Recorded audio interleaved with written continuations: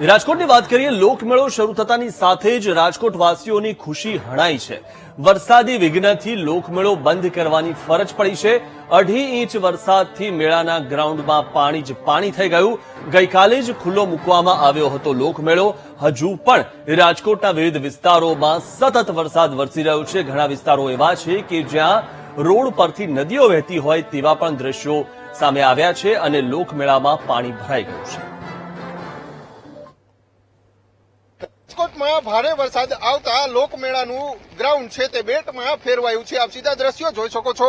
ગોઠણ સુધીનું પાણી છે તે ભરાયું છે। લોકમેળામાં ઠેર ઠેર અલગ અલગ સ્ટોલ છે તે પાણીમાં ગરકાવ જોવા મળી રહ્યા છે। હજુ તો ગઈકાલે જ આ લોકમેળાનું ઉદ્ઘાટન કરવામાં આવ્યું છે। એવામાં આજે ભારે વરસાદ આવતા લોકમેળાનું ગ્રાઉન્ડ છે ત્યાં પાણી ભરાયા છે। આપ સીધા દ્રશ્યો જોઈ શકો છો। હાલ જે ગોઠણ સુધીના પાણી છે તે ભરાયા છે અને લોકો પણ હવે આવવાનું ટાળી રહ્યા છે। એટલે કે એક પ્રકારે લોકમેળો બંધ હોય તે પ્રકારની સ્થિતિ છે તે હાલ ભારે વરસાદમાં જોવા મળી રહી છે। જન્માષ્ટમી પર્વ દરમિયાન રાજકોટના લોકમેળાનું અનોખું મહત્વ હોય છે।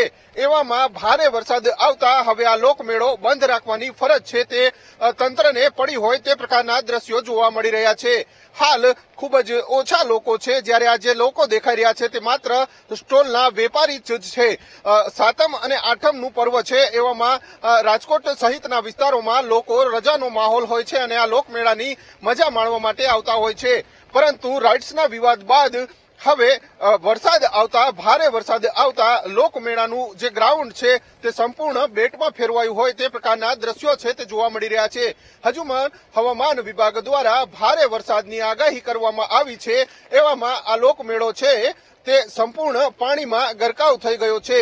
જ્યારે હજુ પણ શહેરના અલગ અલગ વિસ્તાર છે, નીચાણવાળા વિસ્તારો, ત્યાં પણ પાણી ભરાયેલા જોવા મળી રહ્યા છે। પરંતુ સવાલ એ ઉભા થઈ રહ્યો છે કે લોકમેળામાં પણ ભારે વરસાદને પગલે પાણી જે કાઢવાની વ્યવસ્થા છે તે તંત્ર દ્વારા કરવામાં આવી નથી, જેના કારણે આ સંપૂર્ણ ગ્રાઉન્ડ છે તે બેટમાં જોવા મળી રહ્યું છે। કેમેરામેન જુનેદ સાથે ભાવેશ સોંદરવા, વીટીવી ન્યૂઝ, રાજકોટ।